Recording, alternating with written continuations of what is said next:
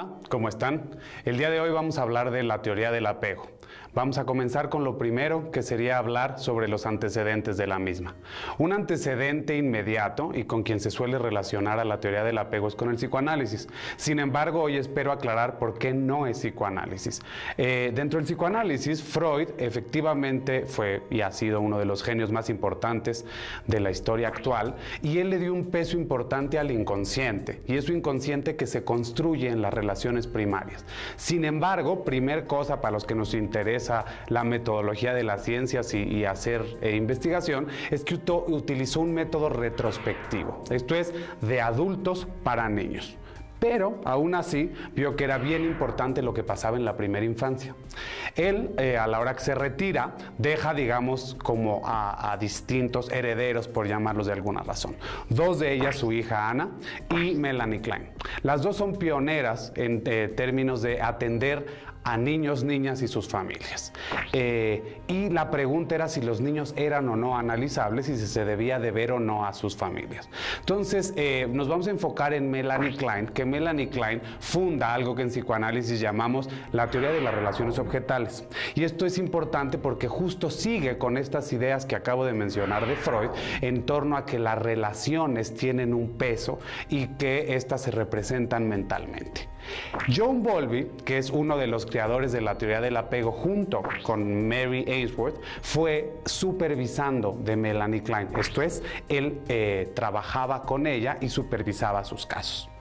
Si bien Bowlby coincidía con su supervisora en términos de que eran importantes las relaciones que establecían niños y niñas con sus padres y madres, Bowlby le dio un peso a lo que pasaba a nivel real, es decir, que es tan importante la relación real como la fantasía inconsciente, ¿ok? Y entonces le da un peso a la historia actual de la relación. En realidad su interés en lo real, en lo actual, en el aquí y en el ahora, era extraño a la visión de su supervisora, que da pie a una división y hasta el punto que Bowlby sale del mundo psicoanalítico, ¿no? Hay una tercera fuerza en psicoanálisis que se llama la escuela intermedia, y uno de sus principales exponentes es Donald Winnicott. Y esto es bien importante para ti que me escuchas, porque suele mezclarse cosas que dijo Winnicott con cosas que dijo Bowlby.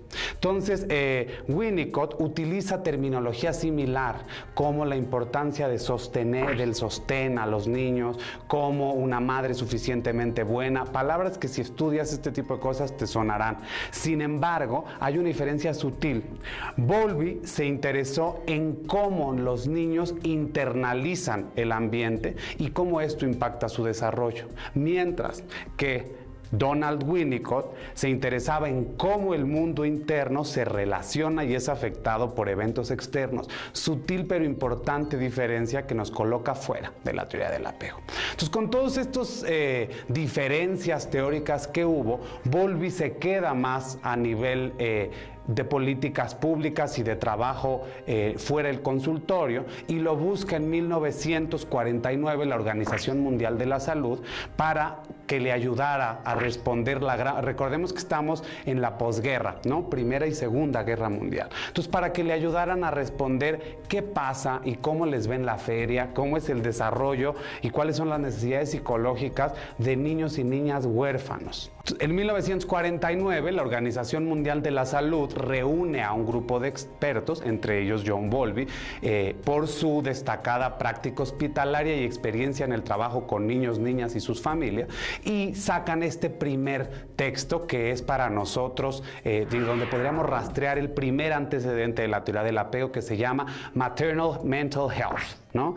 Y aquí surge una colaboración clave, el trabajo de John Bowlby con las observaciones que hizo con niñas y niños hospitalizados James Robertson. Y saca James Robertson un video que es importantísimo, que se llama A 2-Year-Old Goes to Hospital. Vamos a verlo porque es interesantísimo lo que sucede.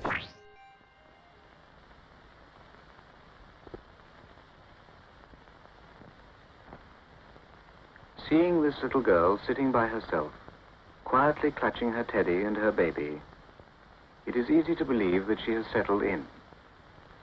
She does not cry or demand attention.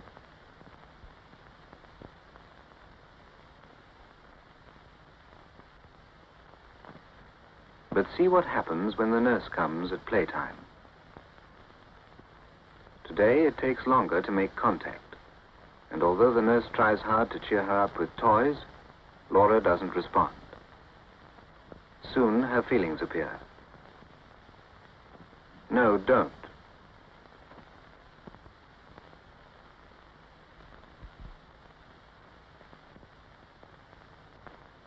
She asked, "Why is that boy crying?"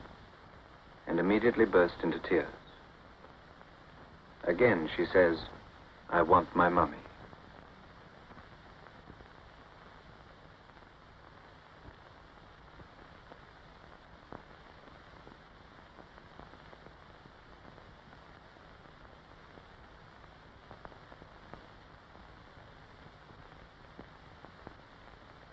No solo es importante lo que pasó con James Robertson, sino que la teoría del apego empieza a construirse y tiene influencia de otros grandes teóricos de la época. De 1953 al 56 surge algo que se llama el Grupo de Estudios sobre el Desarrollo Psicobiológico Infantil.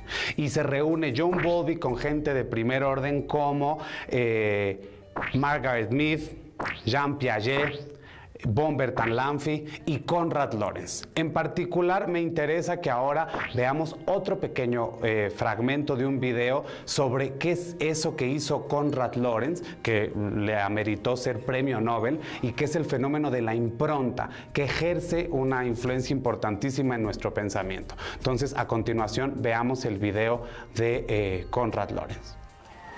El análisis de las exhibiciones de las aves dio un nuevo paso adelante en Austria. En 1927, Konrad Lorenz abandonó sus estudios de medicina para convertirse en un estudioso profesional de la conducta animal. Siguió sus clases en Altenberg, un pueblecito flanqueado a un lado por los bosques de Viena y al otro por el Danubio. Crió estos anserinos y estos le trataban como a mamá gansa.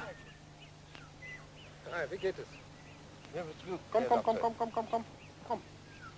Nicht da, hier. Komm. Komm. Kommst du mit? Ja. Komm. Lorenz estaba especialmente fascinado por el modo en que los anserinos sentían un fuerte apego hacia lo primero que veían al salir del huevo. El fenómeno llegó a ser conocido como estampación.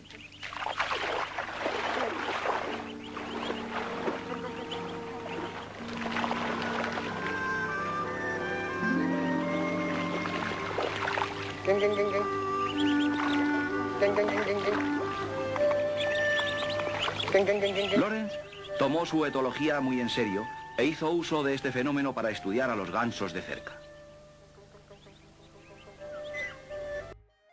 Como si no fuera suficiente todo lo que ya se estaba moviendo en la cabeza de John Bowlby, en 1958 se va a hacer una estancia postdoctoral con Harry Harlow.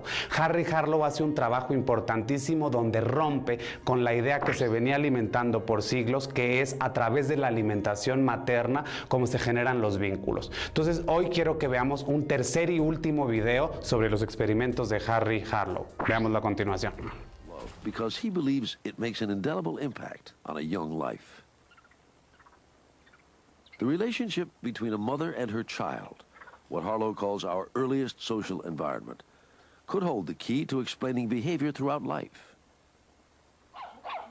Harlow designs a set of ingenious experiments.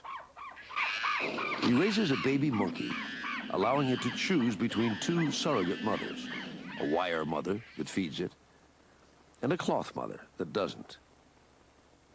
A cloth mother that Harlow thinks might provide something else, comfort and love. Here's baby 106, weaned on a wire mother. He's going to the wire mother. But this infant quickly runs to the cloth mother, where he will stay for the next 18 hours cuddling.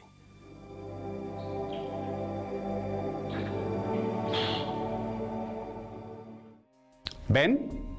El psicoanálisis fue solo una de las distintas influencias que tuvo John Bowlby. Podríamos decir que hay influencia del psicoanálisis, específicamente de la teoría de relaciones objetales, de la teoría etológica, de la teoría de los sistemas de control y de ciertos conceptos de ciencias cognoscitivas. Piaget tuvo una influencia importante en nuestra teoría.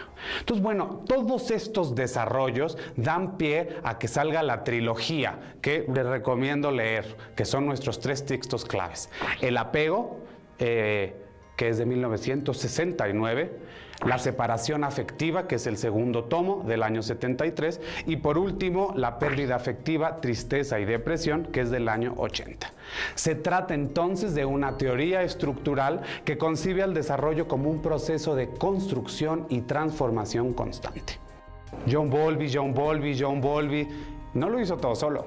No hay teoría sin Mary Ainsworth. Mary Ainsworth fue una mujer genial, una mujer pionera, pues estudió hasta un doctorado, lo cual quizá ahora es más habitual, pero no hace 50, 70 años. Ella es una mujer de origen estadounidense, pero que estudió desde la licenciatura hasta el doctorado en Toronto. Mary Ainsworth reconoce una influencia de Blatz, uno de sus asesores, y dice, la citaré: "Me impresioné mucho con la idea de que el niño desarrolla seguridad al estar cerca de sus padres, y esta seguridad le permite explorar el mundo y aprender acerca de él, así como adquirir destrezas para manejar lo que se encuentre a su paso". Es decir, ella paralelamente en otro país, en otro momento, tenía ideas y quería desarrollar investigaciones en torno a esta seguridad que el contacto brindaba. Para 1949 le toca ahora a su marido hacer el doctorado y elige irse a Londres, y ella elige seguirlo. El doctor Germán Posada, uno de los teóricos más relevantes a nivel mundial, pero particularmente a nivel latinoamericano, profesor y mentor mío, dice que lo mejor que le pudo haber pasado a la teoría del apego es que Mary Ainsworth siguiera a su marido. Para 1949, ella ya doctorada y con trabajo dentro de una universidad, cede irse ahora a que su marido consiguiera su doctorado a Londres, y se van. Y es en Londres donde conoce a John Bowlby y trabaja bajo su dirección en la clínica Tavistock. Una de sus principales tareas dentro de la clínica Tavistock fue revisar los registros observacionales y las notas de las mismas observaciones de James Robertson. Ella misma quedó impresionada y fascinada con el trabajo de este autor y decía que eran las notas más sensibles y mejor tomadas que jamás haya conocido. Me gusta decir en un juego de palabras que Mary Ainsworth sigue siguiendo a su esposo. Es decir, no solo estadounidense va a Canadá, Canadá va al Reino Unido, el Reino Unido ahora van a África. Lo mandan por trabajo a África, y es ahí donde ella tiene oportunidad de acercarse y de conocer de cerca a una tribu africana, esto en Uganda, en ese entonces se llamaba Ganda, y trabaja codo a codo con alguien que también solemos darle poco crédito, que es Chibuka, una trabajadora social con la cual ella se insertó en el campo y trabajó por más de un año realizando observaciones a cómo se daba la dinámica de la crianza en contextos distintos. En realidad, no solo en Uganda, sino que hasta sus últimos días, Mary Ainsworth se dedicó a dar el sustento empírico a la teoría. Es decir, toda la parte metodológica, observacional, papelito habla, ¿no? Ella dio de verdad cuenta de cómo se juegan los vínculos a lo largo de su vida y en distintos contextos.